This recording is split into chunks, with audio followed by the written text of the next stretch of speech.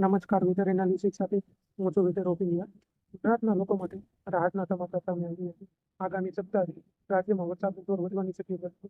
હવામાન પરિસ્થિતિ મુજબ એક સાથે 3 સિસ્ટમો સક્રિય થવાની સંભાવના છે, જેના કારણે 2 જુલાઈ પછી રાજ્યના અનેક વિસ્તારોમાં વાવણી લાયક વરસાદ પડી શકે છે. હાલના દરેક ક્ષેત્રોમાંથી દક્ષિણ ગુજરાત સુધી પહોંચીને સ્થિત છે. પશ્ચિમ ભારતમાં અનુકૂળ હવામાન પ્રણાલી ન હોવાથી ચોમાસું થોડા દિવસ મોડું થયું છે, પરંતુ 2 જુલાઈ બાદ પરિસ્થિતિમાં ફેરફાર થવાની શક્યતા છે અને ચોમાસું ઉચ્ચ થતાં મધ્ય ગુજરાત તરફ આગળ વધશે. વરસાદ વધવાના મુખ્ય કારણો જાણો. એક સાથે 3 વરસાદની સિસ્ટમ સક્રિય થઈ છે, જેના કારણે પશ્ચિમની વિક્ષેપની અસર થઈ છે. અરબી સમુદ્ર અને બંગાળની ખાડી બંને તરફથી ભેજનું પ્રમાણ વધશે.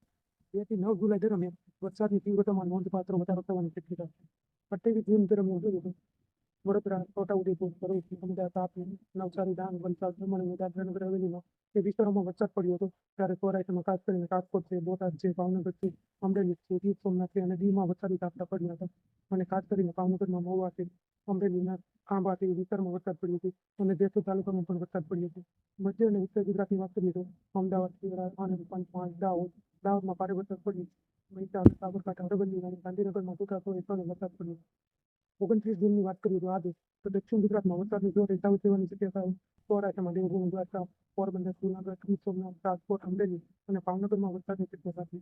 મધ્ય ગુજરાતની વાત કરીએ તો કેટલાક વિસ્તારોમાં વાવણી લાયક વરસાદ થવાની પૂરી શક્યતા છે. 30 જૂને જોઈએ તો સૌરાષ્ટ્રમાં વરસાદનું પ્રમાણ વધુ રહેવાની શક્યતા છે.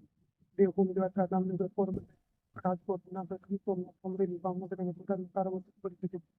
દક્ષિણ ગુજરાતમાં પણ વરસાદ વધવાની શક્યતા છે. હવામાન વિભાગે 1 અને 2 જુલાઈ દરમિયાન માછીમારોને દરિયો ન ખેડવાની સલાહ આપવામાં આવી છે. આ દરમિયાન 40 થી 60 કિમી પ્રતિ કલાકે ઝડપે પવન ફૂંકાવાની પૂરી શક્યતા છે. હવામાન સતત બદલાતું રહે છે. સ્થાનિક હવામાન વિભાગ દ્વારા જારી થતી નિયમિત આગાહી અને ચેતવણી પર નજર રાખવી